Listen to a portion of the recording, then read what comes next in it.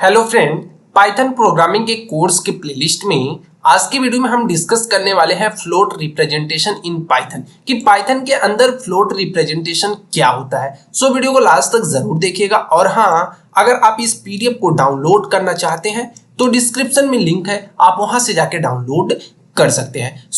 जल्दी से अगर बात करें कि फ्लोट रिप्रेजेंटेशन क्या होता है, तो पाइथन के अंदर फ्लोट नंबर्स, जो फ्लोटिंग पॉइंट नंबर्स होता है, are represented using float data type. जो फ्लोटिंग नंबर पॉइंट नंबर्स होते हैं उनको रिप्रेजेंट करने के लिए हम फ्लोट डेटा टाइप का यूज करते हैं। अब आगे अगर हम बात करें कि फ्लोट डेटा जो टाइप्स होते हैं represents real number with A fractional component. ठीक है, तो जो भी रियल नंबर्स होते हैं उनको हम फ्रैक्शनल कंपोनेंट के तौर पे फ्लोट टाइप में रिप्रेजेंट करते हैं। आगे अगर हम बात करें कि जो फ्लोट रिप्रेजेंटेशन होता है पाइथन के अंदर, वो फॉलो करता है IEEE 754 स्टैंडर्ड को। ठीक है, फॉर फ्लोटिंग पॉइंट अर्थमेटिक को प्रेजेंट करने के लिए। अब आगे अगर हम बात करें, it use a fix number of bits to store the sign. ठीक है, अब इसमें क्या होता है कि जो फिक्स नंबर ऑफ बिट्स होता है उसको स्टोर करने के लिए साइन का यूज करते हैं। ठीक है, कंपोनेंट का यूज करते हैं। एंड मेंटिसा क्या होता है? फ्रैक्शनल पार्ट होता है, मतलब जब हम किसी भी नंबर का फ्रैक्शन करते हैं वहां पे इसका यूज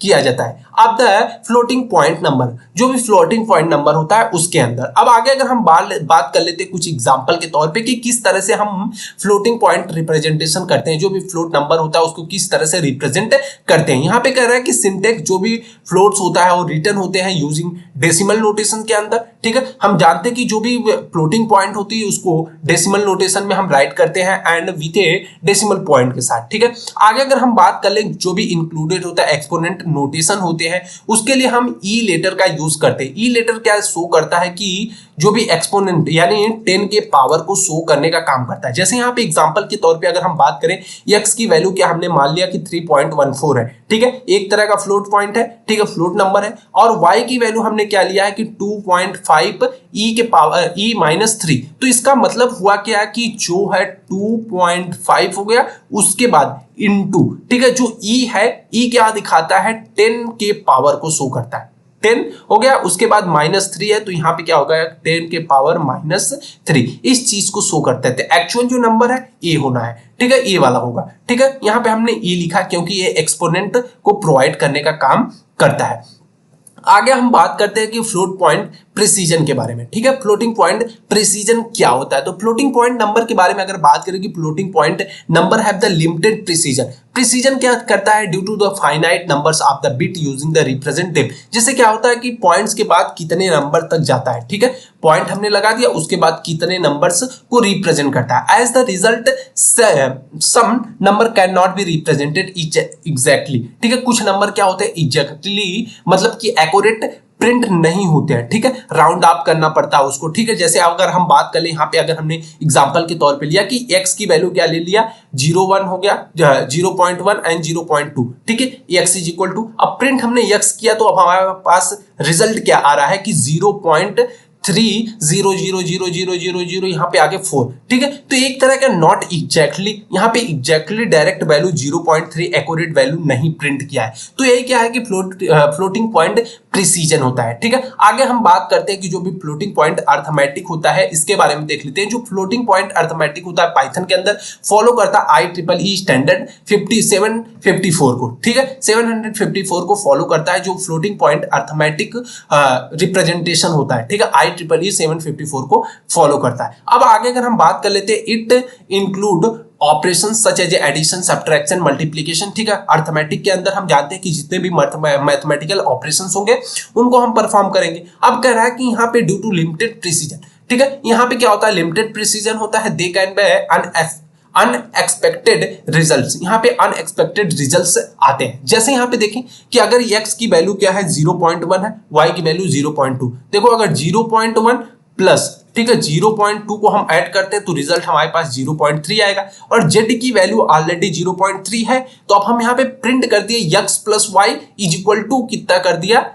z कर दिया। मतलब कि दोनों वैल्यू तो सेम है 0.3, लेकिन यहाँ पे देखो रिजल्ट क्या आ गया? फॉल्स आ गया। फॉल्स क्यों आया? कह रहा है कि due to the rounding errors. Rounding errors क्यों आया? क्योंकि यहाँ तो रिजल्ट जो होना चाहिए था ट्रू प्रिंट करना चाहिए, क्योंकि दोनों वैल्यू तो आपस में सही है।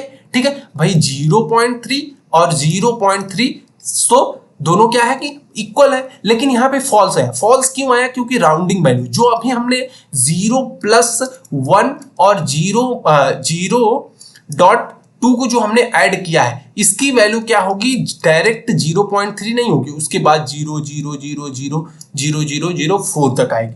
ठीक है, इस तरह से। तो एक तरह की एग्जैक्टली वैल्यू प्रोवाइड नहीं हुए, मतलब एक्यूरेट वैल्यू को नहीं लिख रहा है, इसलिए क्या कर रहा है कि दोनों वैल्यू का फॉल। तो यहाँ पे क्या रहा है कि जो भी प्रिसीजन है वो प्रिसीजन क्या है कि लिमिटेड नहीं है। यहाँ पे क्या कर रहा है कि स्पेशल फ्लोट वैल्यू, ठीक है, फ्लोट वैल्यूज हो गई। स्पेशल फ्लोट वैल्यू में क्या होता है कि जो भी पाइथन होता है इसमें इंक्लूड होते हैं कुछ स्पेशल टाइप के वैल्यू जो रिप्रेजेंट करते हैं सर्टेन कंडीशन को। जैसे फ्लोट इन्फ हो गया, मतलब जिसका पॉजिटिव इंटीजर हो गया। फ्लोट माइनस इन्फ हो गया, मतलब इनफाइनाइट नेगेटिव इनफाइनाइट हो गया। उसके बाद फ्लोट नॉन हो गया। नॉन का मतलब नॉट ए नंबर, वो नंबर नहीं होगा, यूज्ड फॉर ए इनवैलिड और अनडिफाइंड या ऑपरेशंस के लिए इसका यूज किया जाता है। अब उसके बाद प्रिसीजन कंट्रोल, प्रिसीजन को हम किस तरह से कंट्रोल कर सकते हैं, इस सारी चीजों को देखते हैं। पाइथन प्रोवाइड करता है various function and modules such as round हो गया, मैथ हो गया, ठीक है, डेसिमल हो गया। वो कंट्रोल करता है किसको? प्रिसीजन को। Precision of the float value, जो भी फ्लोट वैल्यू होती है उसके प्रिसीजन को कंट्रोल करने का काम करता है।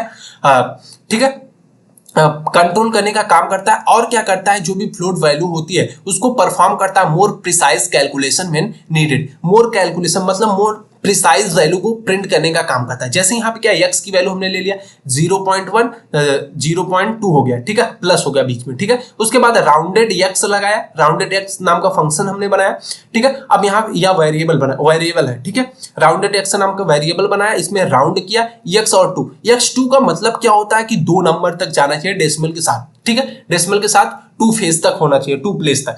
तो यहाँ पे क्या कर दिया? प्रिंट कर दिया। जब हमने राउंडेड x को प्रिंट किया तो 0.3 हमारे पास रिजल्ट शो होके आया। क्योंकि 2 राउंड तक करेगा तो 0.30 होगा, तो इस 0 की कोई वैल्यू नहीं होगी, इसलिए वो सिर्फ 3 को प्रिंट किया है। तो आई होप आपको समझ में आया होगा कि फ्लोटिंग पॉइंट रिप्रेजेंटेशन किस तरह से हम करते हैं इन पाइथन के अंदर। सो फ्रेंड, आज की वीडियो में बस इतना ही। अगर वीडियो पसंद आई हो तो लाइक, कमेंट और सब्सक्राइब जरूर कीजिएगा। और अगर आप इस पीडीएफ को डाउनलोड करना चाहते हैं तो डिस्क्रिप्शन में लिंक है, आप वहां से जाकर डाउनलोड कर सकते हैं। Thanks for watching the video. Thank you, bye bye guys.